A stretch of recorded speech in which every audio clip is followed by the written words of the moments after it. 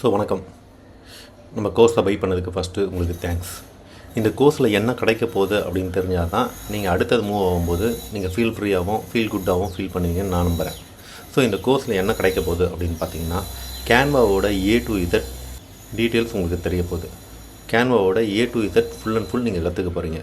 கேன்வானா என்ன, கேன்வாவில் என்ன மாதிரி டிசைன் பண்ண முடியும், சோசியல் மீடியா போஸ்டர் பண்ணுறது எப்படி, யூடியூபோட தம்ப்நெயில் பண்ணுறது எப்படி, அதுக்கப்புறம் பார்த்திங்கன்னா ஆட் டிசைன் பண்ணுறது எப்படி, பேனர் டிசைன் பண்ணுறது எப்படி, ப்ரெசன்டேஷன் பண்ணுறது எப்படி, ப்ரௌச்சர் பண்ணுறது எப்படி, ஐடி கார்டு பண்ணுறது எப்படின்னு கிட்டத்தட்ட டிசைனிங் ஆஸ்பெக்டில் இருக்க எல்லா விதமான டிசைன்ஸையுமே நம்ம கேன்வாவில் என்னென்ன மேக்ஸிமம் பண்ண முடியுமோ அதெல்லாம் நம்ம பண்ண கற்றுத்தர போகிறோம்.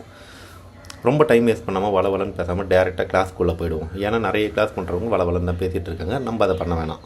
டேரெக்டாக கிளாஸ்க்குள்ளே போயிடுவோம். ஃபஸ்ட்டு கேன்வானா என்ன அப்படின்னு தெரிஞ்சுப்போம். கேன்வா அப்படின்னா என்ன அப்படின்னு பார்த்தீங்கன்னா, ஒரு கிராஃபிக் டிசைன் டூல் அப்படின்ற வார்த்தையை நம்ம சொன்னோம்னா அது ரொம்ப பொருத்தமாக இருக்கும்.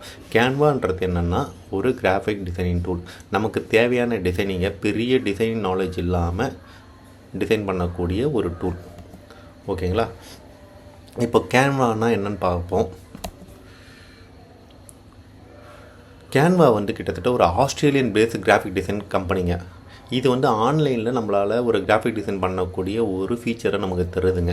கிட்டத்தட்ட இது பார்த்திங்கன்னா எல்லா விதமான கிராஃபிக் டிசைன் ஆஸ்பெக்ட்ஸையும் கிட்டத்தட்ட ஃபில்ஃபில் பண்ணுது. பெரிய கிராஃபிக் டிசைன் நாலேஜ் இல்லாமல்னு சொன்னால் அது மிகையாகாதுங்க. இதை யார் உருவாக்கினா அப்படின்னு பார்த்திங்கன்னா, மெலனி பர்கின், கிளிஃப், அப்புறம் கேரமன் ஆடம்ஸ், இந்த 3 பேர் தாங்க இந்த பிளாட்ஃபார்மை உருவாக்குனாங்க.